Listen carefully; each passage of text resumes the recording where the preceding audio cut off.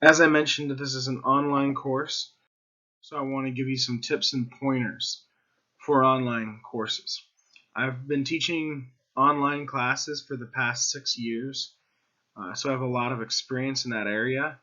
And these are just some strategies that, through my education, knowledge, and experience, I think are very effective um, for finding success in online learning, because online learning is very different than face-to-face learning.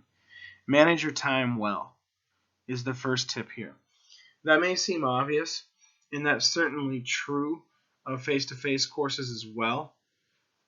The difference is that with online learning, it becomes very easy to put things aside, to say, I'll do this later. And when one does that, it then becomes very easy to fall behind and not get things done, to miss due dates and deadlines. So managing your time well is absolutely critical, and the next two tips here relate to that one. The second one is probably the best piece of advice I can give you, and that's to come up with a specific schedule. Many people who take online classes have chosen to take online classes for a variety of reasons, but those reasons often include having a full-time job, having children, some other kind of obligation that prevents one from, say, taking a class on campus. So these other priorities that we have, and I can relate because I have those same priorities. I have 4 kids myself. I worked a full-time job through most of college. I can relate to those priorities. It can make it easy, as I said, to kind of set the class aside and not work on it. So what I would do is look closely at your schedule as the class starts. Figure out a specific block of time where you can work on the class and set that time aside every week.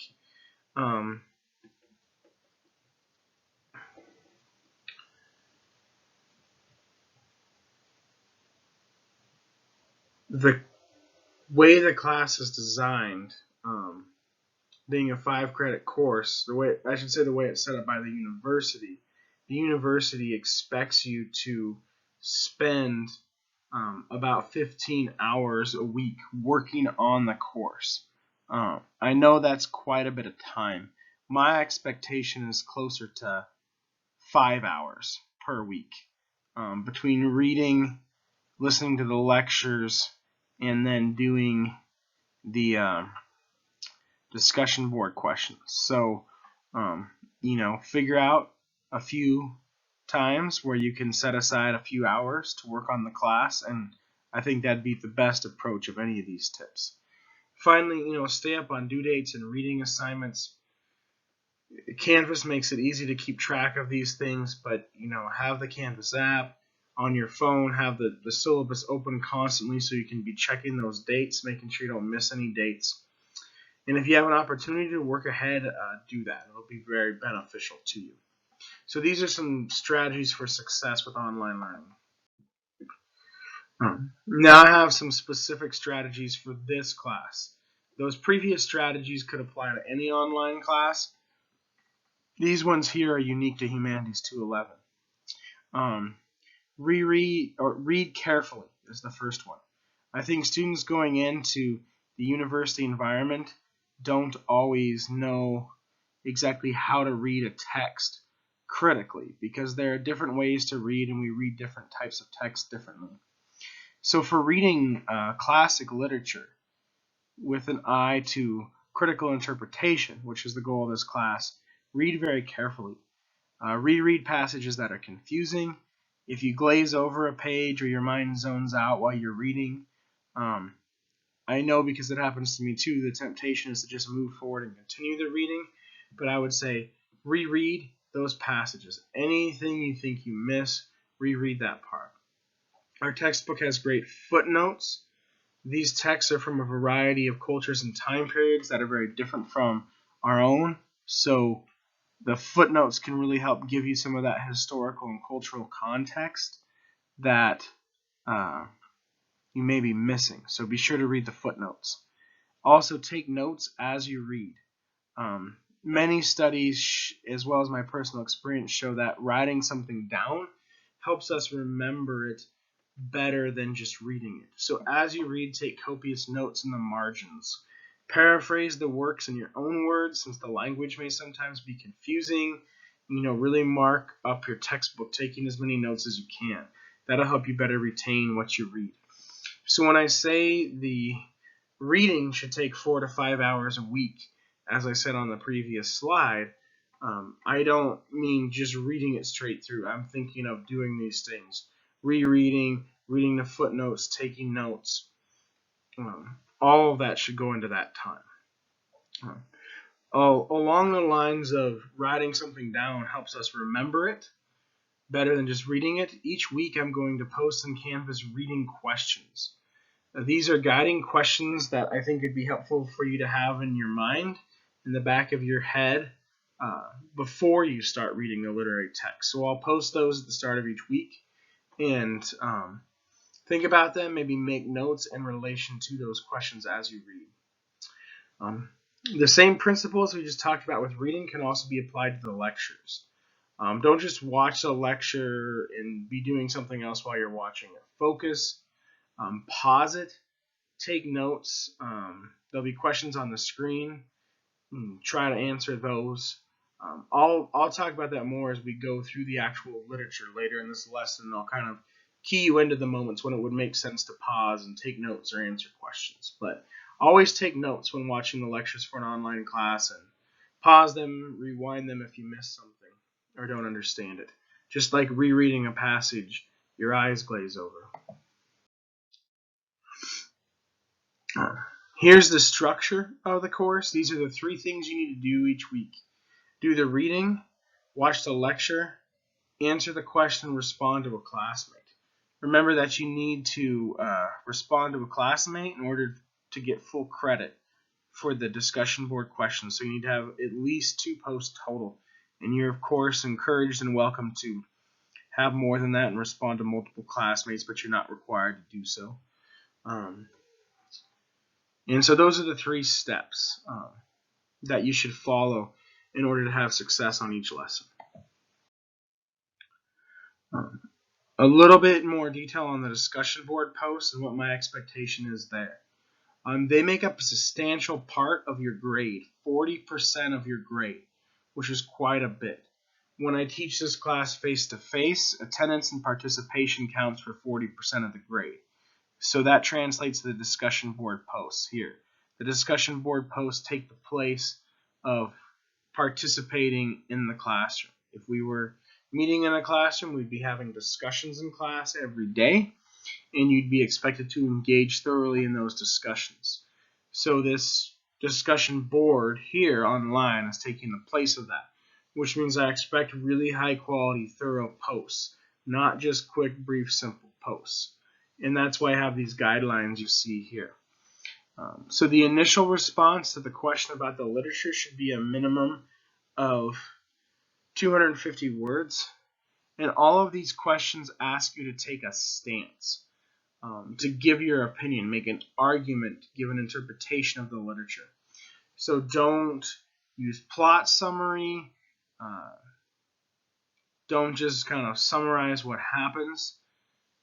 Give an opinion, give an interpretation, and use close reading to defend the answer. What's close reading?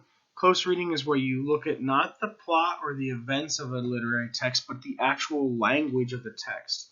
Quote that language and then explain how that language proves your argument. So think of it like writing an argumentative paper where you give a thesis and then you give evidence and then you explain how that evidence proves your thesis. Same kind of thing here. Answer the question, cite the evidence, which in this case is language, not plot, from the text, and then explain how that language proves your argument. Also answer the question fully. Some questions have, multiple components, so be sure you've addressed everything.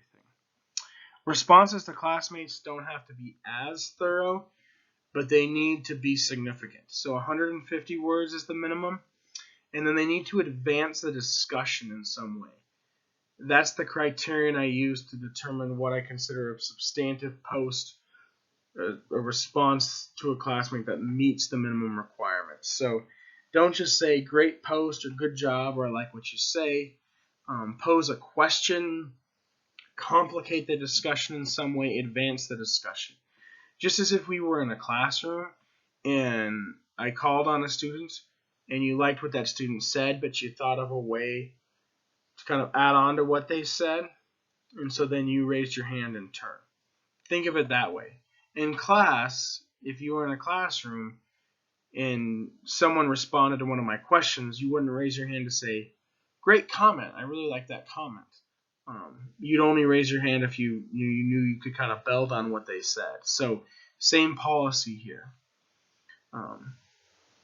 And here I have, kind of the grading. Those details are also on the syllabus. Basically, each post is worth 2 points, 2% of your grade, 4 points total, 4% of the grade per lesson. There are 10 lessons. Substantive means the post meets the minimum requirements.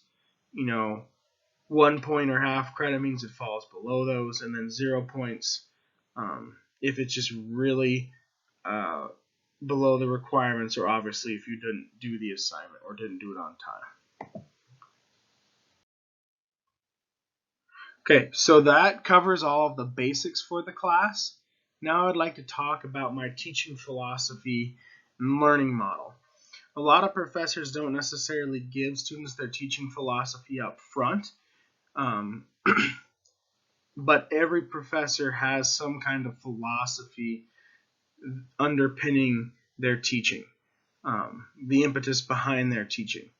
Even if they've never articulated it, which they have to as part of a job application to get a job, so they have. But even if hypothetically they've never articulated it, every professor has a specific approach, some way they approach the literature. My idea is not to teach you specific texts, not to help you know Beowulf inside and out, but to teach you methodology. Help you to understand how to interpret literary texts so that you can understand Beowulf inside and out through your own work, and that you could take the principles you've learned in doing that to another class or anything else you're reading and interpret it on your own without me guiding you there.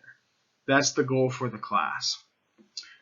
So what I'm about to go through is my methodology, my approach, and essentially these few slides are going to build to a series of questions, and the idea is that if you pose those questions, you can begin to critically understand any piece of literature. A set of 5 questions that help you interpret any work of literature. So here goes then to reach those 5 questions.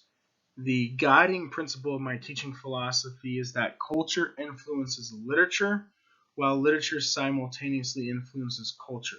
So think of it as a cycle. A literary text is informed by the world around it. You could think of numerous examples. Maybe you're a writer yourself, and you can think about how the world around you influences your own writing. Or trying to, say, write a piece of fiction in the 21st century. It would undoubtedly be informed by some way, even in a small way, say, by the recent election or the popularity of social media right now, or issues of security and privacy, things that are important now to us in the 21st century U.S. inevitably find their way into some piece of writing. No matter what, even if it's just to a small degree. At the same time, literature can influence culture. So literary works have caused great change. Abraham Lincoln, granted he's exaggerating this in this statement I'm about to quote, but Abraham Lincoln told Harriet Beecher Stowe, the woman who composed Uncle Tom's Cabin, that her novel started the Civil War, which is a bit of an exaggeration, but it's a great example of how a literary work can have a powerful message that moves people. So culture influences literature, but literature also influences culture, and the cycle continues. What this means is that two important things come into play whenever I study or teach literature. One is that I believe a literary critic must look at the cultural context surrounding the literature. Some disagree. Some literature professors out there think that literature can be studied in a vacuum or on an island, and that the critic or the scholar does not need to think about the world around the literature, but I completely disagree. And if you want to disagree with me, that's great too, and you're still very much welcome in the class, but this is my perspective. We must study literature in its cultural, historical context. So in every lesson for this class, I'll provide historical background to help us as we interpret the literature. So that's one of the essential components that'll always be there, the first half of the teaching philosophy. The second half of the teaching philosophy is that we must also ask the question, so what? Why is this literary text important? What is significant about it? How does it influence culture? I once wrote a paper in grad school that I was really proud of. I took to my professor, and my professor said, well, that's a very interesting idea, but so what? And I had this really interesting idea, but I hadn't explained why it was important to my reader. So I was really taken aback by that, and that was an important moment. That's influenced the rest of my academic career. So whenever I read a literary work now, any piece of fiction, I ask that question, so what? Why did I read this? Why is it important? Why does it matter? And if we can answer that question, then we know why it's a classic or a masterpiece to go along with the title of this class. So always studying literature in its historical context, and then always asking, so what? Why does this literary text matter? Those are two of the 5 important questions. I'm going to go through them in order now. Each week, when we study the literature, I'll give you reading questions to help guide your reading. I already mentioned that. We'll also have recall questions, which are questions that start the lesson by kind of reviewing what we did last time, so that we see why we go from one piece to the next, and that we're not just studying them in some kind of arbitrary order. Then we'll look at historical context. Next, we'll look at the actual content of the literature. What is the literature saying? What is its theme or central message? And finally, we'll ask that so what question. So I call these 3 questions here toward the end, after we get past the recall and we're into focusing on, the main piece of literature for that lesson: context, content, and learning, or historical, philosophical, pedagogical. 2 sets of words that are very catchy sounding to help you remember, and it's a pretty straightforward but I think really important structure. Looking at the historical context, looking at the actual content of the work, its ideas, and then asking, so what? What do we learn from this work? So context, content, learning is the easy way to kind of sum up this teaching philosophy and the set of important questions that emerge from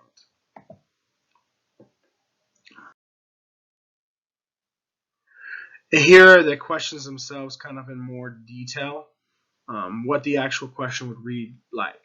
For context, what do I need to know to understand this text? For content, what is the main theme, message, central idea? What is the text trying to say? We'll talk more in this lesson when we study Beowulf about what a theme is. But a theme is one of the most important aspects of literature. And essentially, what is the author trying to say? What is the message of the text? 3, what can we learn from this text? Why is it valuable? What does it have to offer? Etc. That's the so what factor we talked about. So those are 3 questions. What do I need to know to understand this? What is it saying? What did I learn from it? And then the last 2 of these 5 questions here are 2 questions I'll always put at the end of every slide. Think about the local and the universal. What about this text is unique or specific to its time and culture? So Beowulf, it was written at a very specific time in a very specific setting, and we'll talk about that later. And by reading it, we can gain a better understanding of that time period and culture. That's part of why we study it. So it's always important to ask, what is unique, specific, local about this text, unique to its culture and time. But then for the final question here, what goes beyond the local?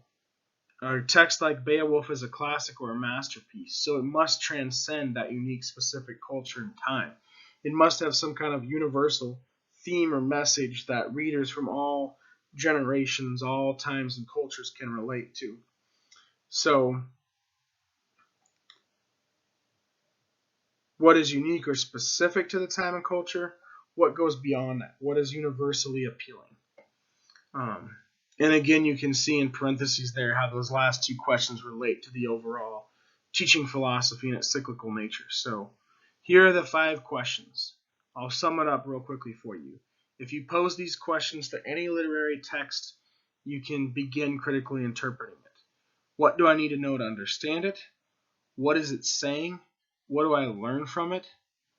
What is unique and specific to the time and place it came from? And what is universally appealing about it? What about it makes it a classic? If you ask those questions and you come up with solid answers, you'll be critically interpreting literature. That's the methodology. That's what I want you to learn by the end of the course. We'll put these 5 questions into practice all throughout the course, and my goal, my main objective for the course is by the end of it for you to be able to have honed this methodology so that you can do it yourself when you go and you read literary texts after this class is over.